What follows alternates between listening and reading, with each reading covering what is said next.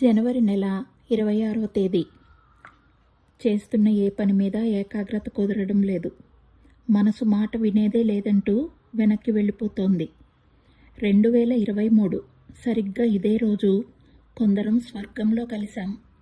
ఇంగ్లీష్లో దాని పేరు ల్యాండ్ ఆఫ్ లవ్.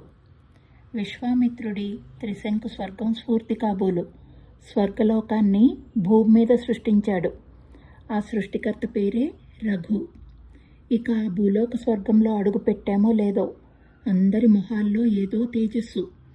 చాలామంది బాల్యమిత్రుల్ని ఒక్కసారే చూస్తే వచ్చే వెలుగు. చుట్టూ పచ్చటి అందాలు, వాటి మధ్య మిరుమిట్లు గొలుపుతూ దేవకన్యలు, దేవర్షులు. ఫోన్ మీటుతో ఓ నారద మహర్షి, బారెడు గెడ్డంతో ఓ బృహస్పతి.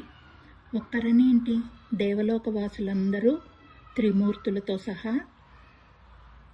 ముందుగా నాకు సాక్షాత్కరించిన వాడు శివుడు, బాధ్యతలను నెత్తిన వేసుకునే భోళాశంకరుడు. కారులో కూడా రావాల్సిన ఆప్తమిత్రుడు కానరాని లోకాలకు వెళ్ళిపోయాడన్న కబురు తెలిసి కూడా బయట పెడితే అందరి ఆనందం ఆవిరైపోతుందన్న ఆలోచనతో ఆవేదన్ని గొంతులోనే అదిమిపెట్టి అందరిలో నవ్వుతూ నవ్విస్తూ తిరిగిన గరళకంఠుడు. తనే రమణకుమారుడు. తర్వాత తారసపడినవాడు, నలుగురి క్షేమమే తన క్షేమంగా భావించే నారాయణుడు. గుండెల్లో కొలువున్న గీతకి నలతగా ఉన్న అందరికీ అన్నీ అమర్చిన విజయకృష్ణుడు. అప్పుడు దర్శనమిచ్చాడు చతుర్ముఖుడు. నలుదిక్కులు సంచరిస్తూ కెమెరా కళ్ళతో కళలను బంధిస్తూ అందాన్ని మరింత అందంగా తీర్చిదిద్దే సరస్వతీపుత్రుడు రవికుమారుడు.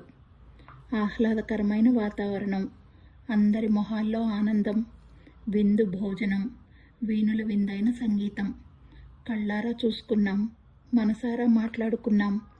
బాధ, సంతోషం కలగలిపిన జ్ఞాపకాలని గుర్తుగా తెచ్చుకున్నాం. గుండెల్లో దాచుకున్నాం. అవే నెమరేసుకుంటున్నాం.